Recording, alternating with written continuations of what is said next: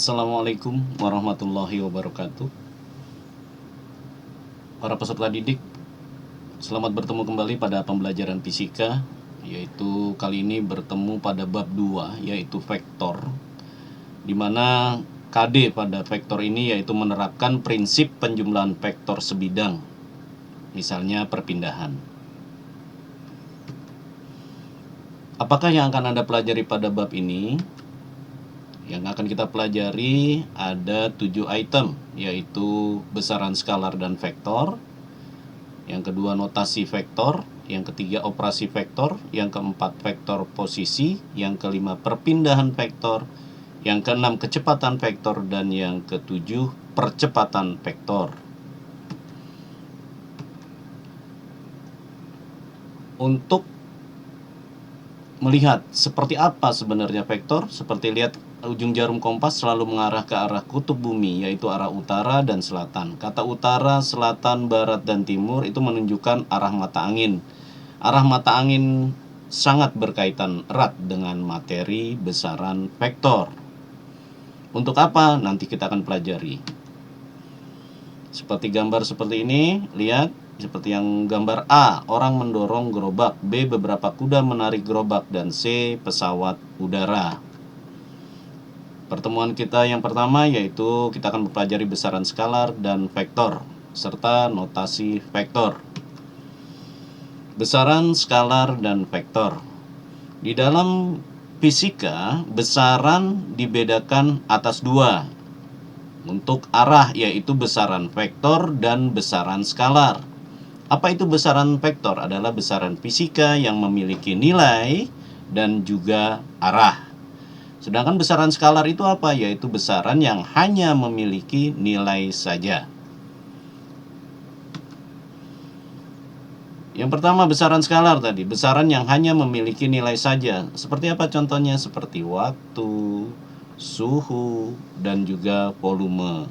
Ya, ini jelas hanya nilai saja yang dilihat. Sedangkan yang kedua besaran vektor apa? Besaran yang memiliki nilai serta arah seperti kecepatan, percepatan, dan juga gaya. Notasi vektor. Besaran vektor dapat juga dinyatakan dengan cara menggunakan arah panah. Misalkan lambang gambar anak panah ini O ke A. Karena dia arahnya ke kanan, maka O ke A nilainya adalah positif. Ya, lambang berbentuk huruf, misalkan A, maka ditulis A ada garis atas, disebut dengan vektor A. Nah, ada juga gambar ada vektor menuju dari A ke B, disebut dengan vektor A menuju dari A ke B. Terus vektor gaya F menuju dari O ke A. Ya, ini ke kanan, berarti nilainya positif.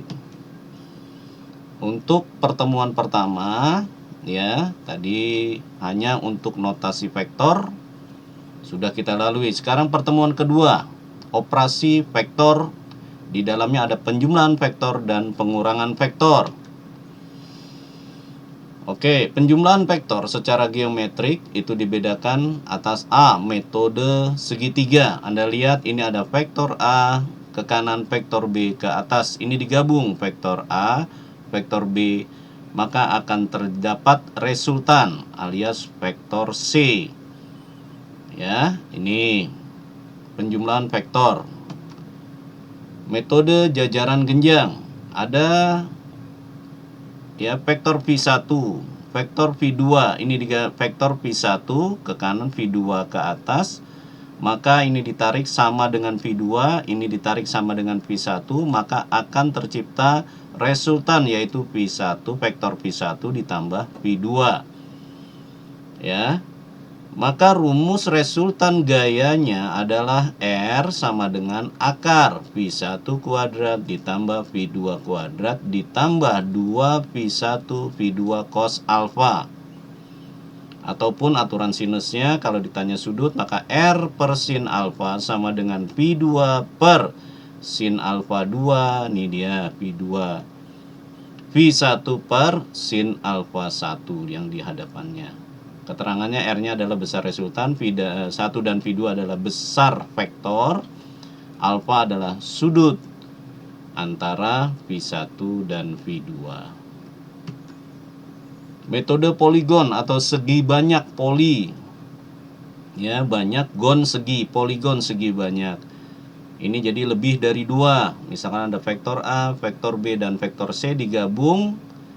Ya, digabung ini penjumlahan vektor dengan metode poligon. Oke.